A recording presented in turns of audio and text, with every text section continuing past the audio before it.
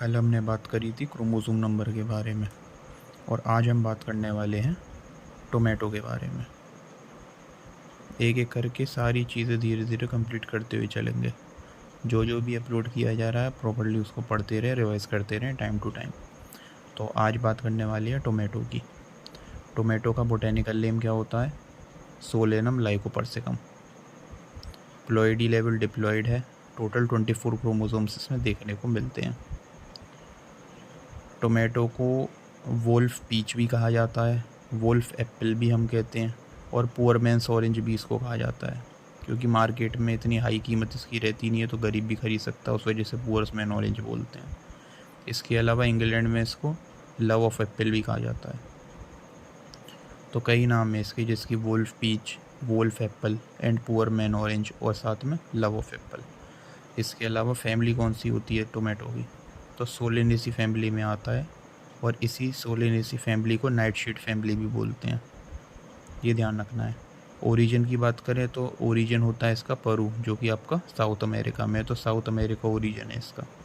पूरे वर्ल्ड में अगर हम बात करें तो मेनली 3 कंट्रीज़ हैं जहाँ पे सबसे ज़्यादा टमाटर होता है, जिसमें टॉप पे आता है प्रोडक्शन के टर्म्स में चाइना, फिर इंडिया और तीसरे नंबर पे यूएसए।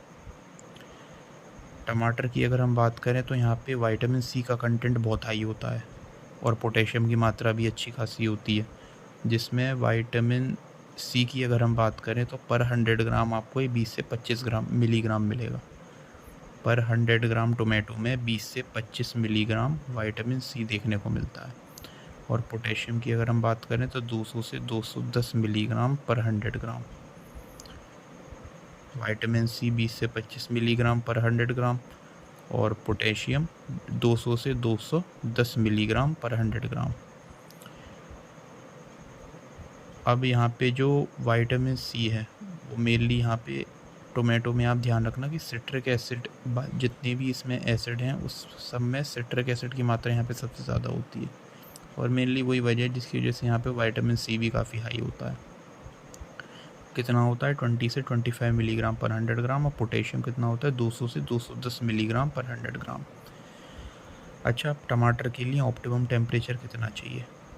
तो रात के समय में जो टेम्परेचर है वो 15 से 20 डिग्री सेल्सियस होना चाहिए रात में जो टेम्परेचर है 15 से 20, और दिन का ऑप्टिमम टेम्परेचर होना चाहिए 21 से 28 डिग्री सेल्सियस, जिसमें से फ्रूट जो आपका बनता है वो आपका 15 से 20 डिग्री सेल्सियस पे सेट होता है। जो आपका फ्लावर है उसमें फर्टिलाइजेशन वगैरह के बाद में जो फ्रूट आपका बनता है वो फ्रूट आपका 15 से 20 डिग्री सेल्सियस पर सेट होता है। ऑप्टिमम टेम्परेचर जो इसकी ग्रोथ के लिए चाहिए वो चाहिए लगभग 21 से 28। कलर डेवलपमेंट की अगर हम बात करें कि टमाटर का अपना जो रंग है वो 21 से 24 के बीच में सबसे अच्छा बनता है, 21 से 24 डिग्री सेल्सियस टेम्परेचर के बीच में। और जैसे अगर बहुत ज़्यादा टेम्परेचर कम हो जाए, मान लीजिए 10 डिग्री सेल्सियस के नीचे टेम्परेचर चला जाता है, तो वहाँ पे पॉलन जर्मिनेशन भी इनहिबिट हो जाएगा और सीड जर्मिनेशन भी एडवर्सली इफेक्ट होता है। ज़्यादा धूप चाहिए नहीं, वो टेम्परेचर से भी हमें दिख रहा है कि रात का टेम्परेचर 15 से 20 डिग्री सेल्सियस और दिन में मैक्सिमम 21 से 28 रहे, तो हल्की फुल्की धूप इसे चाहिए होती है, इसलिए हम टमाटो को डे न्यूट्रल प्लांट बोलते हैं। टोमेटो की अगर हम बात करें तो ये सेल्फ पॉलिनेशन होता है, इसमें क्रॉस पॉलिनेशन नहीं होता। पीएच जो चाहिए मेनली मिट्टी का ऑप्टिमम इसकी ग्रोथ के लिए वो 6 से 7 चाहिए होता है। हल्की फुल्की सी अगर एसिडिटी एराइज होती है तो ये झेल लेगा, लेकिन वो पीएच मैक्सिमम 5.5 तक ही टॉलरेट कर पाएगा, नहीं तो फिर अल्टीमेटली प्लांट इफेक्ट हो जाएगा। अगला हम बात करें तो टोमेटो को प्रोटेक्टिव फूड भी कहा जाता है। पूरे वर्ल्ड में जिन वेजिटेबल्स की सबसे ज़्यादा प्रोसेसिंग होती है उसमें टोमेटो नंबर 1 पे आता है। इंडिया में भी वेजिटेबल जिसको सबसे ज़्यादा प्रोसेस किया जाता है वो टोमेटो ही है, और ओवरऑल जिन वेजिटेबल्स को इंडिया में प्रोसेस किया जाता है उसमें टोमेटो की हिस्सेदारी टोटल 30% है। इसके अलावा बाहर एक्सपोर्ट करने के लिए अच्छी बढ़िया क्वालिटी के जो टोमेटो का प्रोडक्शन होता है वो मेनली आपका बेंगलुरु, पुणे और नासिक में होता है। नासिक, पुणे और बेंगलोर में सबसे बेहतरीन क्वालिटी का टोमेटो देखने को मिलता है, जो मेनली एक्सपोर्ट क्वालिटी होती है। इसके साथ ही अगर आगे बात करें तो स्पेन में एक टोमेटो के रिलेटेड फेस्टिवल होता है जिसे ला टोमेटेना बोलते हैं। टोमेटो ब्रीडिंग के जो फादर थे वो थे सिएमरिक, यूएसए से जो बिलोंग करते हैं। इसके अलावा टमाटर में आपने कई कलर देखे होंगे। हरा भी होता है वो अपनी इनिशियल स्टेज में, फिर धीरे धीरे पकना शुरू होता है, लाल रंग का हो जाता है। पीले रंग में भी टमाटर आपने देखा होगा। तो जो मेनली लाल रंग होता है टमाटर का वो होता है लाइकोपीन की वजह से। और लाइकोपीन का एक और इम्पॉर्टेंट प्रॉपर्टी होती है कि ये एंटी कैंसरस होता है। जो पीला रंग टमाटर में आ जाता है वो आता है कैरोटीनॉइड की वजह से, और कैरोटीनॉइड में भी कौन सा वाला, बीटा कैरोटीन। इसके अलावा जो टेंगरीन कलर होता है वो आता है प्रोलाइकोपीन की वजह से। जब टमाटर जैसे कि हरे के बाद धीरे धीरे लाल की तरफ बढ़ता है और उसके बाद में थोड़ा सा जब टेम्परेचर 40 के अबव जाता है तो पीला पड़ना शुरू होता है धीरे धीरे। उसके अबव फिर टेंगरीन कलर देखने को मिलता है, जिसके लिए प्रोलाइकोपीन रेस्पॉन्सिबल होता है। टमाटर की जो एसिडिटी है, अभी हमने देखा कि उसमें विटामिन सी की मात्रा सबसे अच्छी थी। तो वो इसमें जो एसिड है वो है मेनली आपका सिट्रिक एसिड। और विटामिन सी की बात हम कर ही चुके थे कि 25 से 30 मिलीग्राम पर आपको 100 ग्राम में ही देखने को मिलता है, जो अभी अभी हमने यहाँ पे नोट्स में देखा था। विटामिन सी आपका 20 से 25 मिलीग्राम पर 100 ग्राम। ये सारी वैल्यूज़ आपको याद करनी है, एक एक पॉइंट, जो धीरे धीरे याद हो जाएगी। तो इसमें कोई परेशानी वाली बात नहीं है। कौन से वेजिटेबल में, कौन से फ्रूट में किस विटामिन की मात्रा कितनी है, वो धीरे धीरे याद हो जाएगा। तो एसिड की अभी हमने बात करी कि जो मेजर एसिड है वो है सिट्रिक एसिड, और विटामिन सी का कंटेंट काफ़ी हाई है, जो कि है आपका 20 से 25 मिलीग्राम पर 100 ग्राम। फिर आगे बात करें तो पिगमेंट की हमने बात कर ली कि रेड कलर लाइकोपीन की वजह से होता है। लाइकोपीन अपने आप में एंटी कैंसरस भी है। पीला रंग बीटा कैरोटीन की वजह से, और आगे चल के टेंगरीन कलर जो उसमें बन जाता है बहुत ही हाई टेम्परेचर पे, वो प्रोलाइकोपीन की वजह से है। एसिडिटी मेनली सिट्रिक एसिड की वजह से होती है, जो कि इसका मेजर एसिड होता है। अच्छा, इसमें फिर आगे बात आ जाती है कि फ्रूट टाइप इसमें क्या है। तो बेरी होता है जिसमें मल्टीपल सीड्स आपको देखने को मिलते हैं। बेरी फ्रूट टाइप होता है। इसके अलावा इन्फ्लोरेसेंस आपने पढ़ा होगा, जैसे रेसमोस होता है, साइमोस होता है, तो यहाँ पे साइमोस इन्फ्लोरेसेंस देखने को मिलता है। इसके अलावा टमाटर में एक बहुत इंपॉर्टेंट चीज़ आती है कि इसको सपोर्ट देना पड़ता है हमें डंडी के ज़रिए। डंडी लगानी पड़ती है, उसके साथ साथ ये ऊपर की तरफ चढ़ना शुरू होता है और टमाटर आते हैं। उसे स्टॉकिंग बोलते हैं। Staking is the most important process in tomato. ये आपने देखा भी होगा कि डंडी के ज़रिए उसे सपोर्ट देते हैं, फिर साइड में उसमें टमाटर वगैरह राइज होते हैं पूरे के पूरे प्लांट को। लाइकोपीन के पिगमेंट की अगर बात करें कि कितनी अमाउंट होती है, तो पर 100 ग्राम आपको 20 से 50 मिलीग्राम लाइकोपीन देखने को मिलेगा। 20 से 50 मिलीग्राम लाइकोपीन पर 100 ग्राम में। इसके अलावा जो नॉर्मल टमाटर की वैरायटी होती हैं उनमें TSS का जो कंटेंट होता है वो होता है लगभग 4 से 6% के आसपास, जो कि मिनिमम 4.5 ब्रिक्स होना चाहिए। और सारी जो मार्केट में अवेलेबल टोमेटो वैरायटीज़ हैं उनमें लगभग 4 से 6% के अराउंड देखने को मिलता है। अच्छा, टमाटर क्योंकि इसको पहले नर्सरी तैयार करी जाती है इसकी, उसके बाद में इसका ट्रांसप्लांटेशन करा जाता है। तो जो नर्सरी एरिया ओवरऑल रखा जाता है वो रखा जाता है लगभग 250 मीटर स्क्वायर। सीड रेट की अगर हम बात करें तो जो देसी बीज होते हैं सादा वाले, वो उसका सीड रेट होता है लगभग 400 से 500 ग्राम पर हेक्टेयर। लेकिन यहीं पे अगर हाइब्रिड है तो पर हेक्टेयर रिक्वायरमेंट सीड की बहुत कम हो जाती है, 100 से 150 ग्राम पर हेक्टेयर पे आ जाता है। यानी कि जो सादा देसी बीज होते हैं उसमें 400 से 500 ग्राम पर हेक्टेयर चाहिए, जबकि यहीं में हाइब्रिड में हमें केवल 100 से 150 ग्राम पर हेक्टेयर में काम हो जाता है। आगे मिट्टी कैसे तैयार करेंगे हम खेत की, अगर हम उसकी बात करें तो सॉइल प्रिपरेशन में सबसे पहले जैसे मान लीजिए ये आपका पूरा लैंड है, यहाँ पे पूरे में वीड वगैरह हैं, एकदम टाइट मिट्टी है। तो सबसे पहले हमारा काम होता है प्राइमरी टिलेज, यानी कि सबसे पहले हम जो सॉइल है उसको ओपन करेंगे, वीड्स वगैरह जब सॉइल को एकदम टाइट सॉइल है उसको जब हम बाकायदा ओपन करेंगे, उसके बाद उसे टर्न करेंगे जिससे वीड वगैरह भी उखड़ करके सब नीचे मिल जाएंगे। तो सबसे पहले जो प्लोइंग करी जाएगी वो करी जाएगी मोल्ड बोल्ड प्लो, डिस्क प्लो और चिसल प्लो का इस्तेमाल करके, जो टाइट सॉइल को खोलेंगे उधर से और सारे वीड वगैरह सॉइल को टर्न कर देंगे, और सॉइल की टर्निंग की वजह से वीड वगैरह उखड़ करके अंदर ही मिक्स हो जाएंगे नीचे, और नीचे की मिट्टी ऊपर आ जाएगी, टर्न हो जाएगी सॉइल।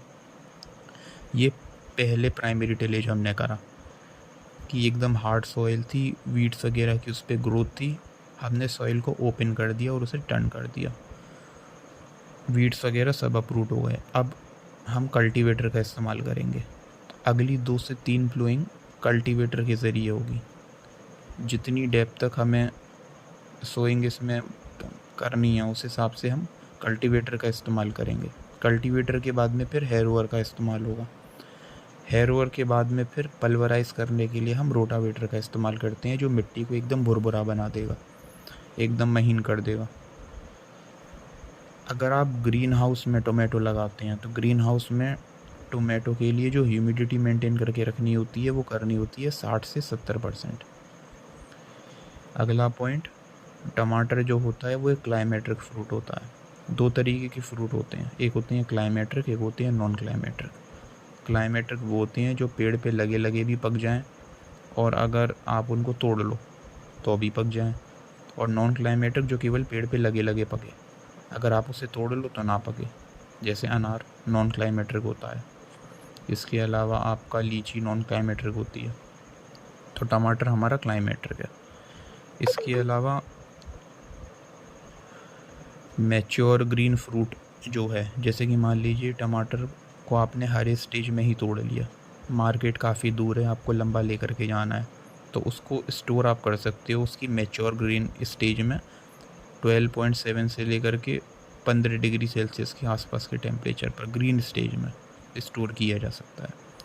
सोइंग की अगर हम बात करें तो जो पहाड़ी इलाके हैं वहाँ पे मार्च से अप्रैल के बीच में इसकी सोइंग होती है, और मैदानी इलाकों की अगर हम बात करें तो जून से नवंबर तक इसकी बुआई करते हैं। टमाटर कितना फ्रेम है, कितना टाइट है, उसके अंदर कितनी स्ट्रेंथ है, उसको डिटरमाइन करने के लिए एक इंस्ट्रूमेंट का इस्तेमाल होता है जिसको ड्यूरोमीटर बोलते हैं, कि वो कितना टाइट है। ड्यूरोमीटर को टमाटर के ऊपर रखते हैं, फिर उससे एस्टिमेट हो जाता है कि कितना दब पा रहा है, उस हिसाब से निकल के पता चल जाता है कि इसमें कितनी स्ट्रेंथ है, इसके अंदर टोटल कितना फ्रेम है, ये ज़्यादा लिबलिबा तो नहीं है, या उस हिसाब से। जैसे आपने पौधा तैयार करा, फिर ट्रांसप्लांट वगैरह आपने कर दिया, तो आपको लगभग 70 दिन के बाद में प्रोडक्शन मिलना स्टार्ट हो जाता है। तो जो क्रॉप की से यील्ड मिलनी स्टार्ट होती है वो लगभग प्लांटिंग के यानी कि ट्रांसप्लांटेशन के 70 दिन बाद से मिलना स्टार्ट हो जाता है टमाटर। फिर नॉर्मली यहाँ पे टमाटर को आप लगभग 2 से 4 हफ्ते तक स्टोर कर सकते हो। टेम्परेचर आपको 10 से 13 मेंटेन करके रखना होगा। रेड स्टेज में अगर आपने हार्वेस्ट कर लिया था या ग्रीन स्टेज में हार्वेस्ट कर लिया था, तो मैच्योर ग्रीन स्टेज के लिए टेम्परेचर लगभग 12.5 से 15.5 के आसपास, और नॉर्मली अगर आपने ग्रीन स्टेज पे निकाला या रेड स्टेज पे निकाला, आसपास के मार्केट में ही बेचना है, तो 10 से 13 डिग्री सेल्सियस पे आप इसे स्टोर कर सकते हो 2-4 हफ्तों के लिए। अच्छा, फिर टोमेटो के केस में जो प्री कूलिंग टेम्परेचर है वो 13 डिग्री सेल्सियस है। प्री कूलिंग का मतलब होता है जो इंटरनल हीट किसी भी, जैसे पेड़ से आपने एकदम से उसको तोड़ा, जैसे आम के केस में हम कहते हैं कि भिगो के खाओ उसको, तो वो भिगो के खाने का मतलब क्या है? वो मतलब है कि उसकी जो इंटरनल हीट है उसको रिमूव करो। तो हम उसे पानी में डाल देते हैं 2-3 घंटे के लिए, और फिर उसको हम छील करके आराम से खा लेते हैं, तो वो भी अपने आप में एक प्री कूलिंग है। तो इसकी इंटरनल हीट को रिमूव करने को प्री कूलिंग बोलते हैं। तो टोमेटो के केस में जो प्री कूलिंग टेम्परेचर है वो 13 डिग्री सेल्सियस होता है। फादर ऑफ टोमेटो जो हैं इंडिया में वो हैं डॉक्टर गौतम कालो, और इन्होंने एक किताब भी लिखी थी जिसका टाइटल था टोमेटो 1986 में। टोमेटो की एक ट्रांसजेनिक वैरायटी है फ्लेवर सेवर, जो कि केल्गिन कंपनी ने डेवलप करी थी। इसकी शेल्फ़ लाइफ काफ़ी ज़्यादा है। शेल्फ़ लाइफ का मतलब हो गया वेजिटेबल को हार्वेस्ट करने के बाद में आप कब तक वो चल सकती है, ओवरऑल उसका लाइफ स्पैन कह सकते हो, जब तक वो ख़राब नहीं हो रही। आगे बात करें तो टोमेटो का जो बीज होता है उसमें लगभग आपको 24% ऑयल देखने को मिलेगा, और यही जो ऑयल होता है टमाटर के बीज में उसका इस्तेमाल करा जाता है मार्गरीन बनाने के लिए। दो चीज़ें होती हैं, एक होता है बटर, एक होता है मार्गरीन। मार्केट में जैसे आप जाते हैं तो एक तो पीले रंग वाला वो अमूल बटर मिलता है, और एक उसी के जैसा मिलता जुलता जो दिखाई देता है वो होता है आपका अमूल डिलीशियस जो बिकता है, वो मार्गरीन का ही एग्जाम्पल है।